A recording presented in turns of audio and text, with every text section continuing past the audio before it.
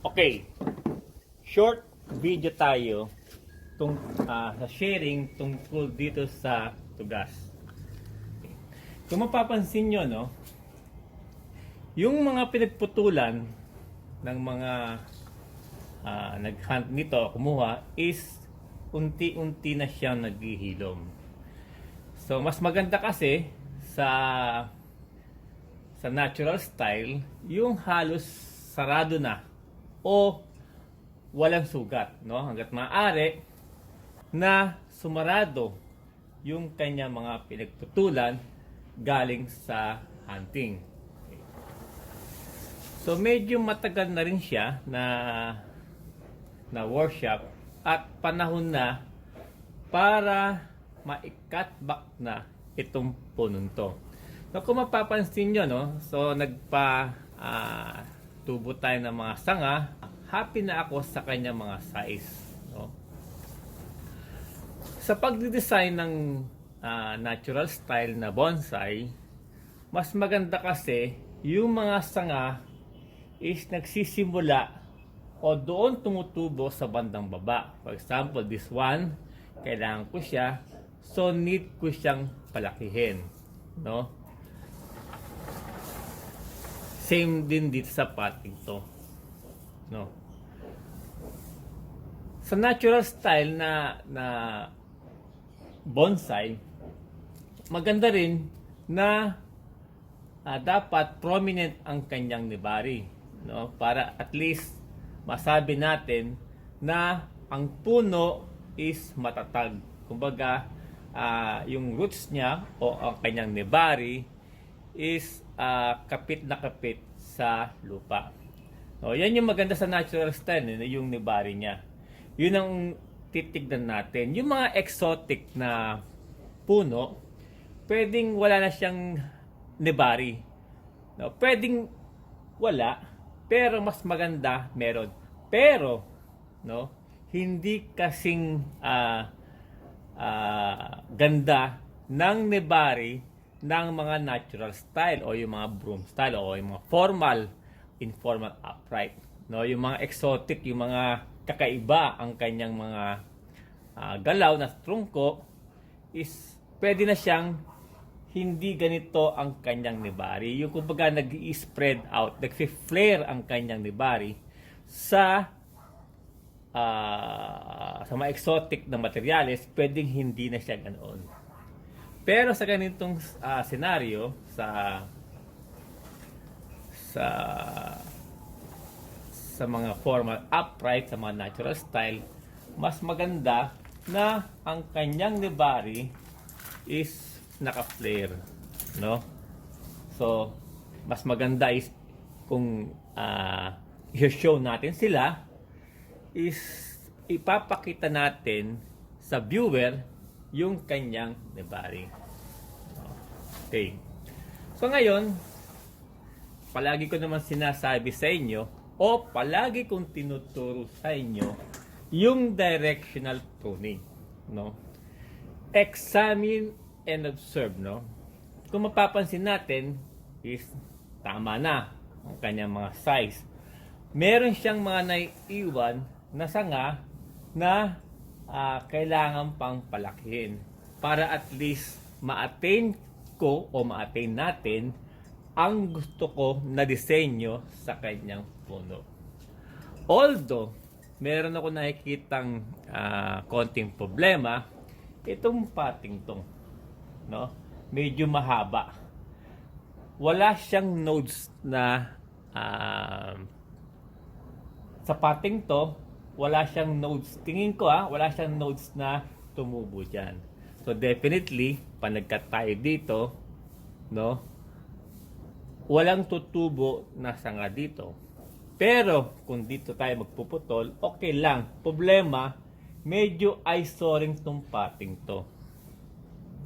So yun naman ang palagi kong sinasabi sa inyo, na bago tayo mag-workshop ng ating puno, is alam na natin ang immediate na problema para remedyohan yung ating puno, no? So tingin ko isa sa problema is this one, saka yung mga naiwan na sanga. So ang remedyo dito sa parting to, no, magpuputol tayo, mag-abrupt pruning tayo sa taas at ito ay papalargahin. Kumbaga, ito lang ang may iwan na sanga na meron dahon, and then the rest is matatanggal. No? Dahil alam na natin ang immediate na kailangan ng puno is doon tayo magko-concentrate at yung problema na nakikita natin ngayon, later on, kapag nag-workshop tayo o 3 months from now o 6 months from now is dapat gumanda ang ating puno. No? So, simulan na natin ang pag-workshop at pagpuputol sa ating puno.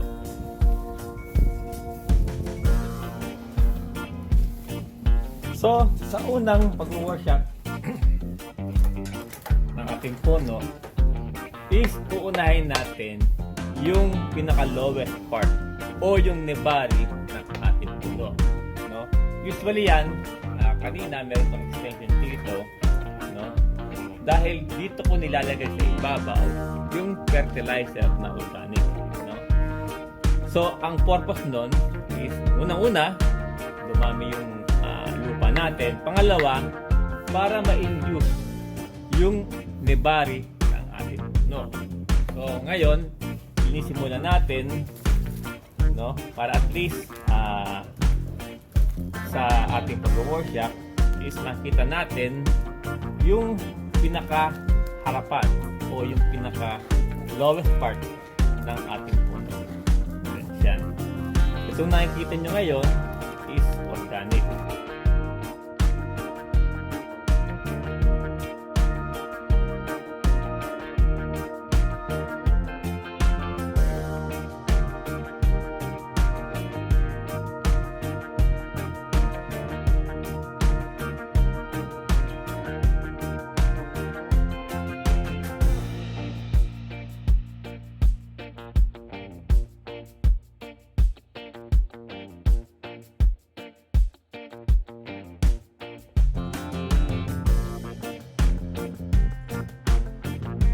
Sa pinagputulan na galing hunting, no, ang remedyo doon is magpatubo tayo ng sanga para at least sumarado itong pating to.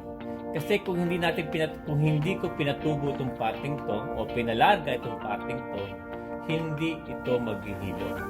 Ganon din dito.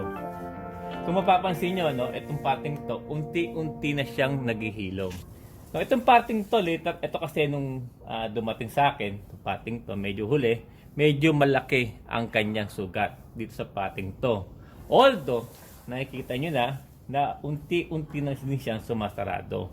So, hopefully, later on, kapag natapos na itong punong to, is sasarado na siya. Kung hindi man sumarado, at least very minimal lang ang kanyang sugat.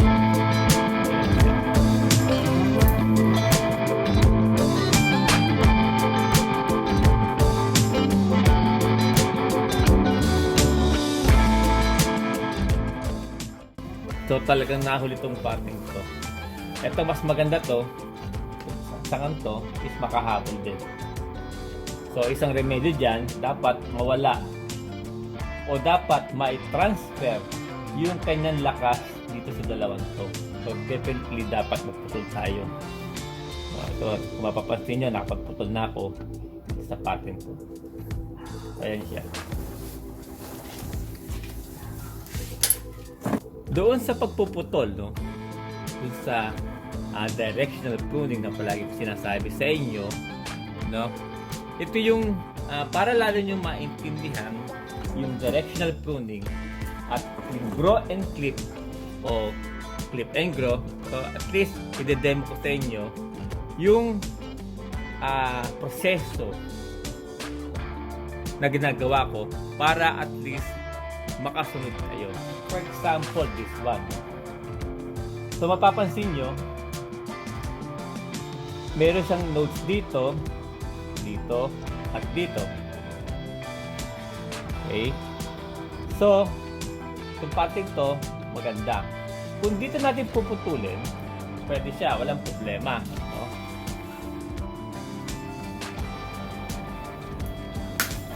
Yan. Kung mapapansin nyo, medyo may kahabaan pa. No? So, from here to here, hindi pa siya gaanong tapered. No? Dahil kung mapapansin nyo, simula dito at dito, kung titignan nyo yung linya, hindi pa siya tapered. So, dapat mag-tapered siya. So, ang pinakamagandang putol is pattern to. No? Tingnan natin, no? Kung ano kalalabasan.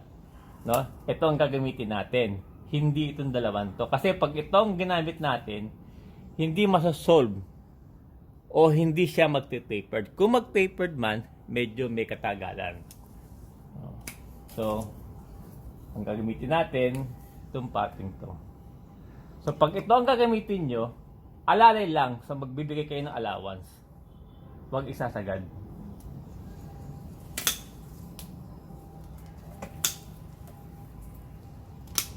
Okay. Para ma-induce tong parting to, magpuputol tayo dito. Huwag nating isasagad yung pagputol para at least makabelo yung susunod na tutubo. No? So, ma-imagine niyo pag meron siyang tumubo dito, akad doon. Ma-imagine niyo tutubong pa ganon, doon tutubo pataas. So, okay na yan. No, tingin ko happy na ako dyan. Pag dito yan eh. Pwede rin dito kung gusto nyo. No? Pwede rin dito. Para at least magmukha na siyang talagang tapered. Sagad na natin.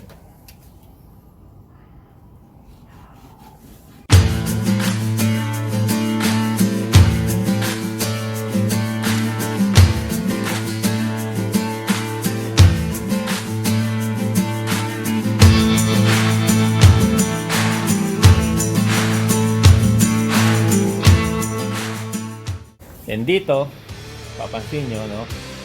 Ito, saka ito, ang gagamitin natin pareha.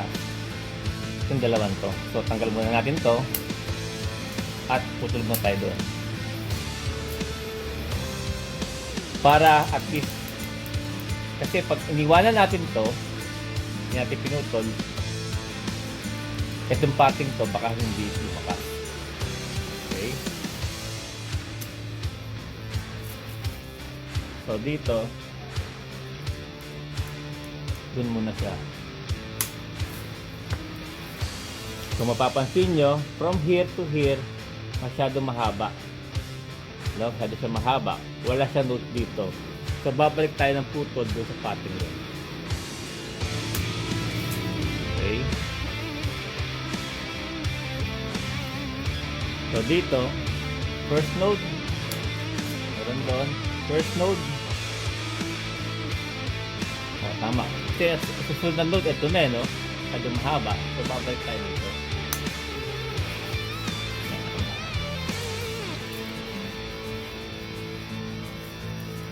So, saka na muna natin. Dahil importante, yung pinapahabol natin. Okay, itong pating to.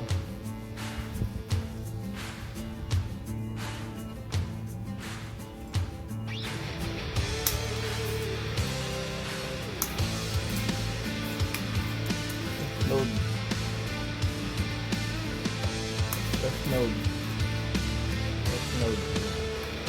Natin ang tayo. Ito. Ito.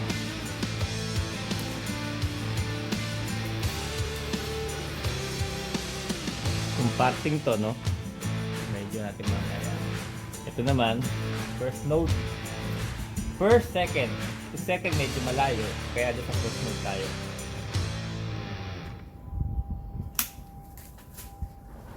Okay.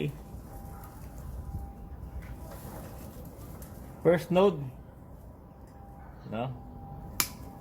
Doon muna tayo. Yan. Then ito, ulitin na lang siya. Ito, patubo na lang ulit muna. Yan. So, hindi naman kailangan pating to, hindi kailangan. So, ito, first node, second node, no? Dito muna tayo sa second node. Although dapat pupulin mo.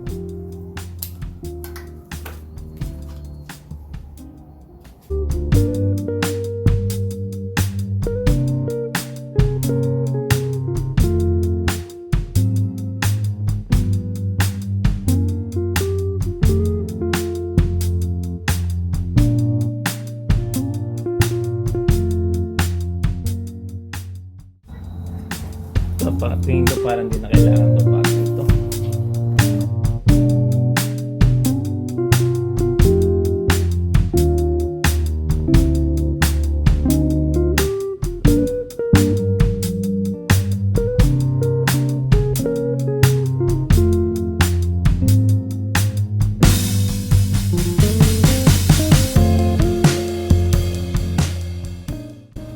So, tingin niya nagbabago na yung ano niya, yung forma niya. Oh.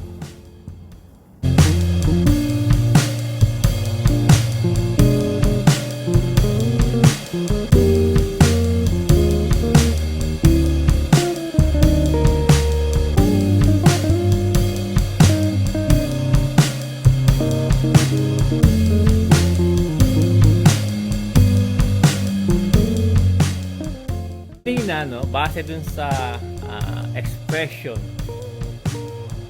o dun sa paano ko siya inikot-ikot, no? Mapapansin nyo, dito ako nagko-concentrate. So malamang, ina-assume ko kanina na ito ang aking front. No? Examine and observe, no? Naputol na siya. No? Habang pinuputol ko, meron akong napansin sa kanya na medyo tingin ko later on magkakaroon ng problema, no? So alin yon?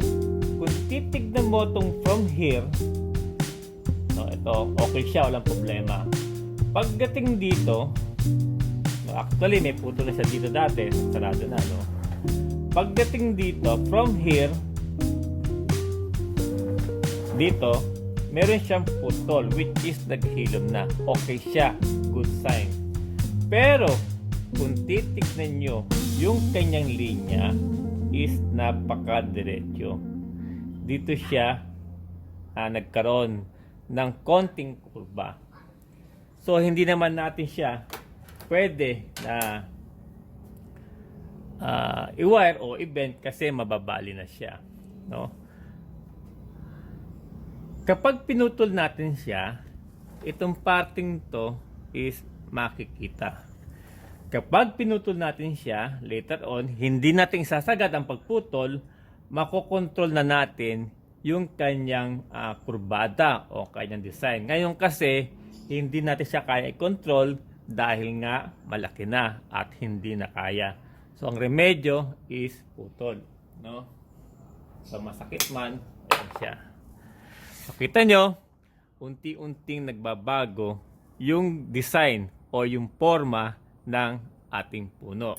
No, itong pattern to, okay siya, maganda siya, no. Maganda yung kanyang laro ng kanyang sanga. Same din dito, no. Itong pattern to, titignan natin kung puputulin ko o hindi, no. Base yan sa kalalabasan ng ating workshop. Kasi pag pinutol natin to, no, medyo a-atras yung panahon natin. Kumbaga, medyo madedelay yung pagbuo ng puno. Okay. Kung titignan natin dito sa pating to, yan, makikita nyo, yan, no. Kung wala itong pating to, pwedeng ito ang gawin natin front. Itong pating to, compared dito sa dito, maganda ang kanyang nibari. Dito, kung titignan natin, maganda rin ang kanyang nibari, pero mas maganda siya dito, no? Dahil marami na siyang mga ugat na tumubo dito, pwede natin siyang alagaan later on para ma-emphasize ang kanyang nibari. So, itong parting to, pwede natin siyang gawing front, no? Kung ito ang gagawin natin front later on, no? Hindi pa rin masabi kung ano yung naging problema natin dito, yung diretso, ganoon din dito. Yan.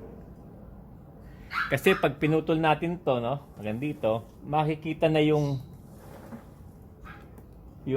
pating to, which is maganda, good quality. Yan. So, kumbaga, gagawa ulit tayo ng panibagong ganito, pero mas maganda ang kanyang kurbada. No? Kasi during sa pagpapalarga, no, minsan hindi ko napapansin na meron na pala natatakpan. No? Ang importante is sa pagpapalarga o sa pagte-training is lumaki itong pating to. No? So tingin ko, pwede na siyang putulan unti-unti, no? Para at least sigurado tayo. Yan, pating yan. Medyo kulang pa. Talagang dito putol. Yan. Para makita yung pating to. So dito, marami naman sa notes dito, gagawa tayo ng panibago. Dahil gagawa tayo ng panibago, ang notes nito, ang tubo dito is pag ano na.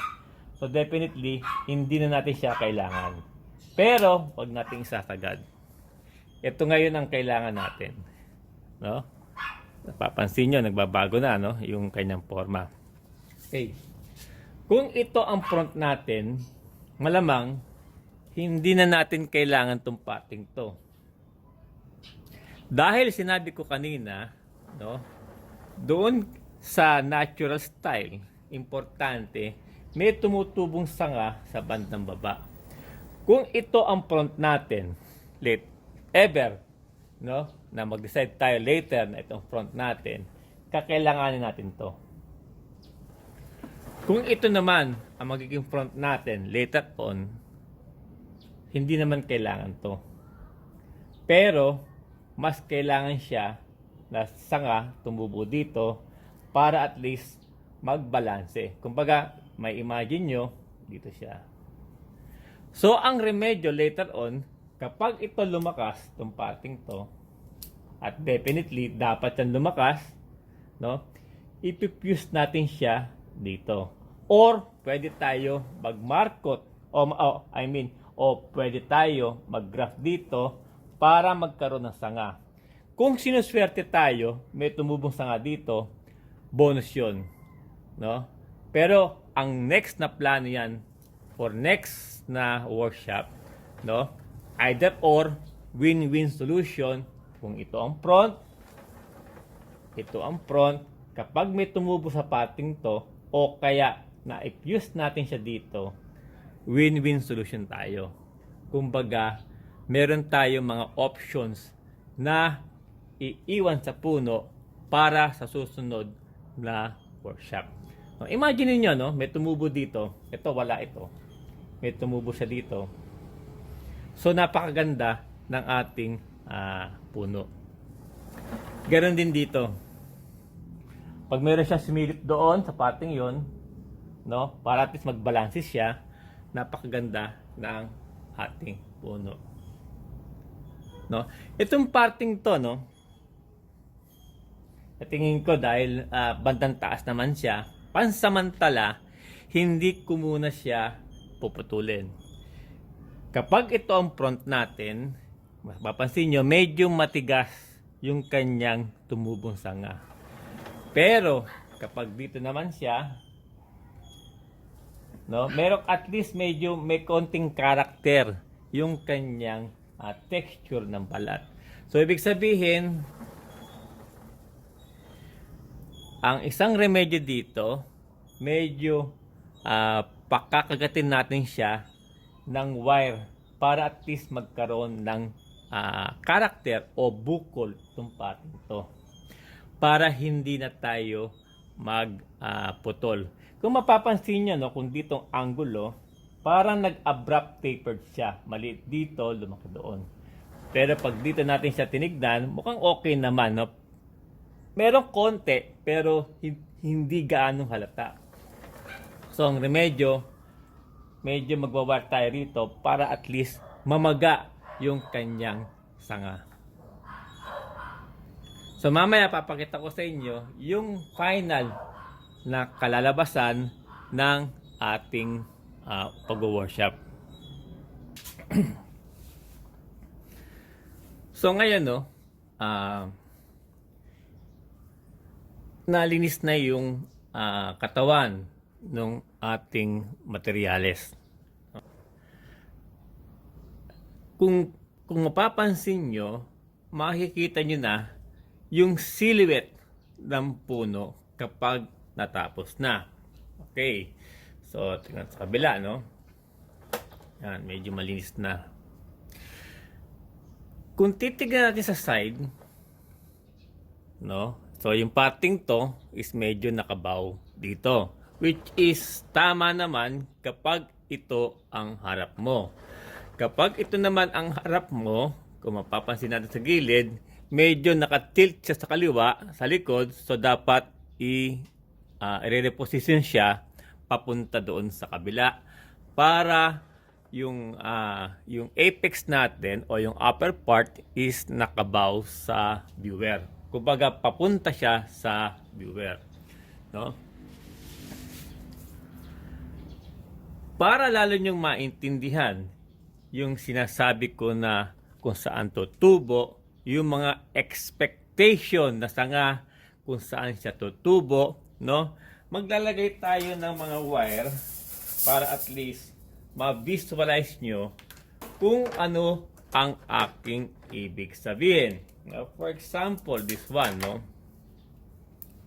Kanina, sinabi ko puputulin, gagawa tayo ng panibago na yung angle niya is babaguhin para makita tong pating to, no? For example, no, itong pating to, nalagyan natin ng konting wire para at least maintindihan natin. So, pag gano'n na siya, yan, pag gano'n na siya, then sa kabila,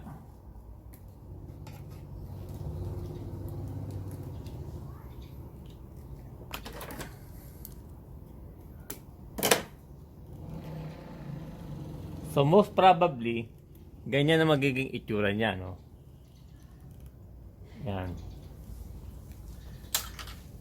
So ngayon, yung mga expected, kung nasanga kung saan siya tutubo, lalagyan po ng wire para at least, no, ma-visualize nyo maigi yung gusto ko o yung plano ko dito sa punong to, no? So, simulan natin yung pagwa-wire para doon sa mga bago is ma-visualize nyo yung gusto kong mangyari sa aking puno.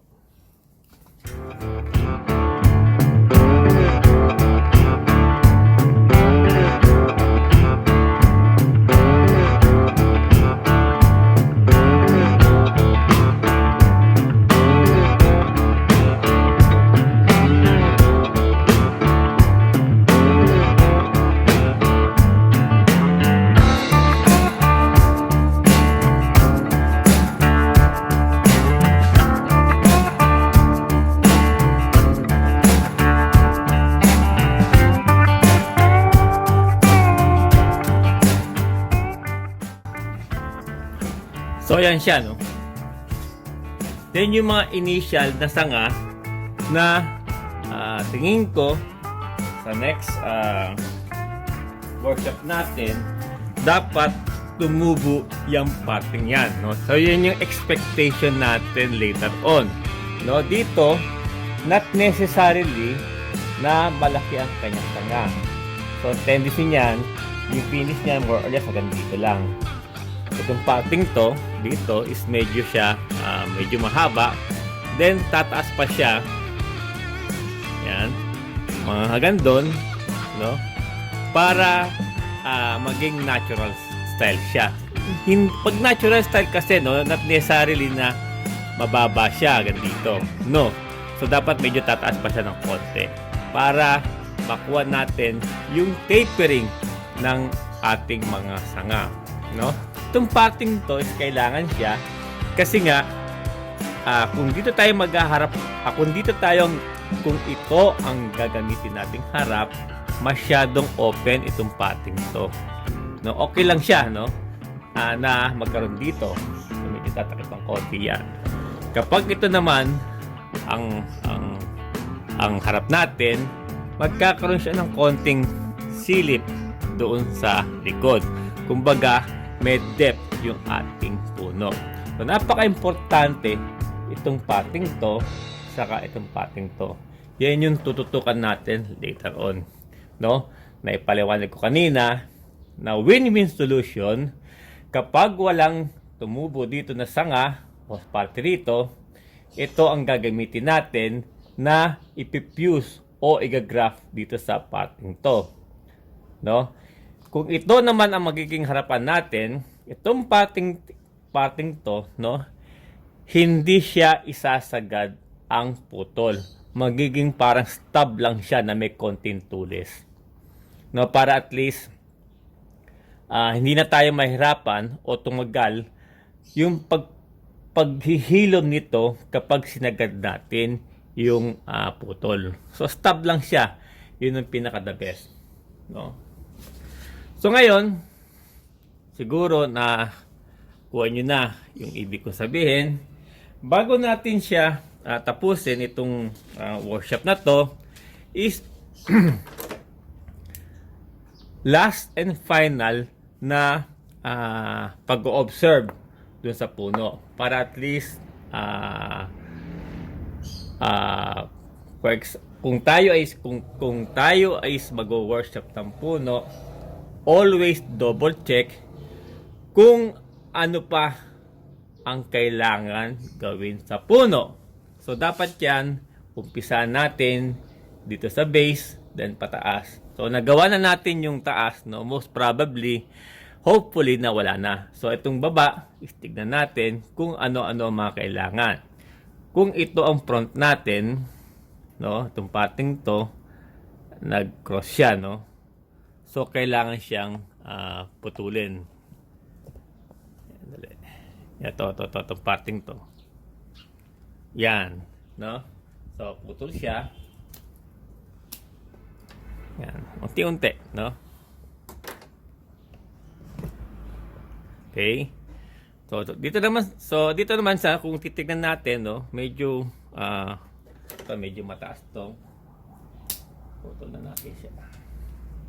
So mapapansin nyo, unti-unti na siyang lumilinis yung nebari natin, no? Yan. Okay. So ngayon, yung kabila naman.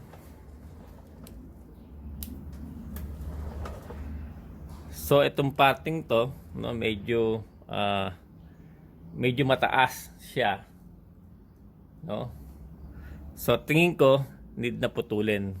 Kasi, magiging eye-soring yan later on. So, ayan, no? Para at least makita nyo. No, okay lang tayo magputol ng ugat na magbawas dahil nagbawas naman tayo sa bandang taas. No? So, yan, no? Puputulin na natin to.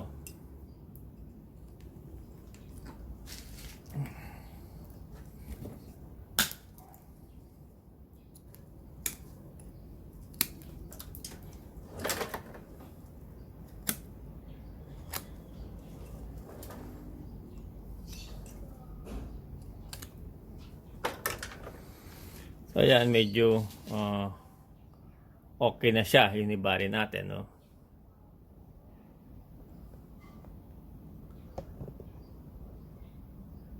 Yan yung kabuuan, no? So hopefully, later on, sana may tumubo doon para doon sa pababa.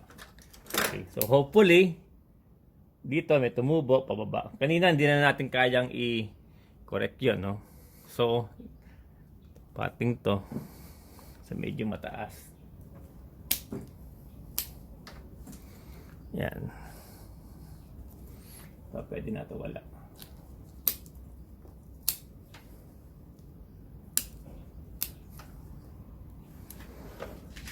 Yan. So, check, paikot.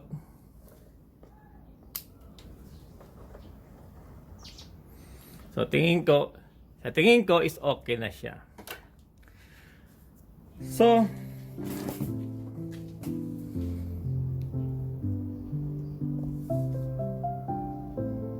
itong materials na to is hindi naman ganong ka-outstanding.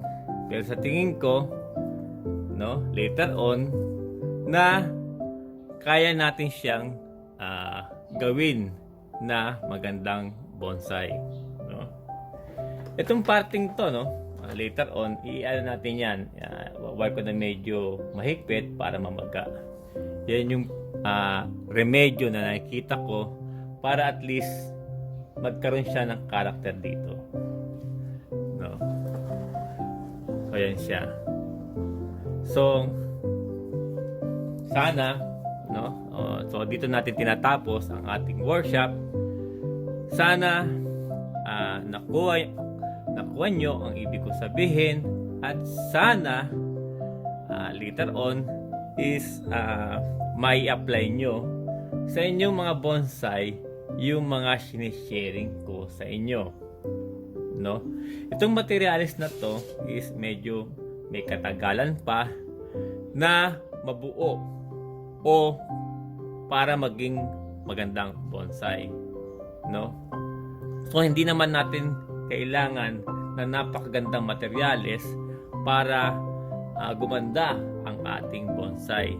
So, kailangan lang konting imagination, konting research at konting tanong sa mga master natin kung meron tayong hindi naiintindihan o kailangan nating ng suggestion ng mga nauna sa ating mag-bonsai.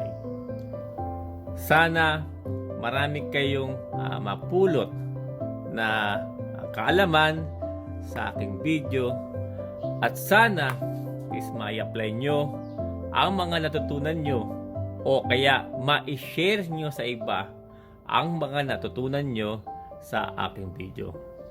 So, maraming salamat sa inyong lahat.